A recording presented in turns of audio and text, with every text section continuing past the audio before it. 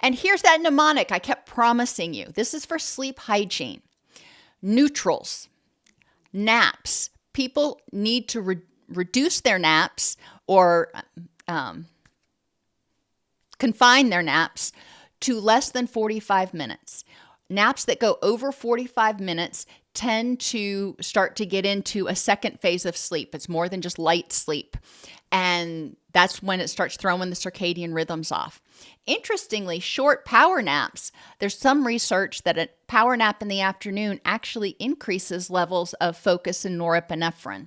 So people can try different things. It may not work for them, it may.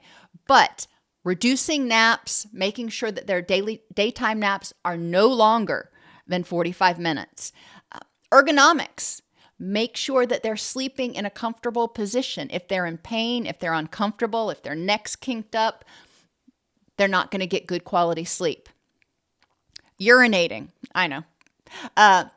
Make sure that they empty their bladder right before they go to bed, and try not to drink too much fluid within a certain period of time before going to bed. Some people can drink fluid up until like an hour before bed and not have a problem. Other people need to start restricting their fluid a couple of hours before bed. Depends on the person, but encouraging people to try to limit their fluids so they don't have to get up during the night. If they have an irritable bladder, if they have problems with incontinence, definitely they need to talk with their physician, because having to get up multiple times during the night, we know, disrupts sleep architecture. And making sure that whatever they're using to manage any incontinence is comfortable is important. Temperature. We want it cool at night. Think you want to hibernate like a bear. When do bears hibernate? In the winter. Routine. Having the same couple of things you do right before you go to bed. And it can be something very short. Like for me, I do things at night, I watch TV with my husband, whatever. But then right before I go to bed, I brush my teeth, I wash my face, then I put on my little red light mask for 10 minutes. And by the time I'm taking that sucker off, I'm about to pass out. So my body knows that that's the routine that we're going to use. Eliminate allergens from the bedroom. You may not be able to eliminate from the whole house, but from the bedroom is very, very important. If you have sweet little kitty cats like I do, ideally, not having dogs, cats in bed, especially if you're allergic to them. When children sleep in bed, my daughter, I swear she used to run a marathon when she would come to sleep in bed with her dad and I. By the end of the night, she would be sideways, kicking me in the kidneys and laying her head on him. So that didn't help. She wasn't an allergen, but we do want to avoid sleep disruption.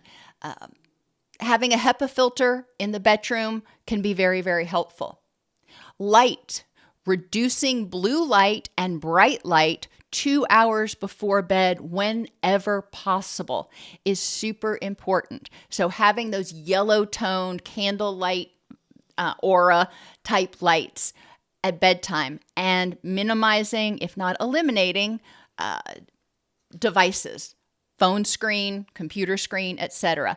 If you have to use your phone, or that's one of those things, you want to play games, get a blue light filter app for your phone or for your iPad, so you are at least reducing the exposure to blue light, which tells your body you're supposed to stay awake.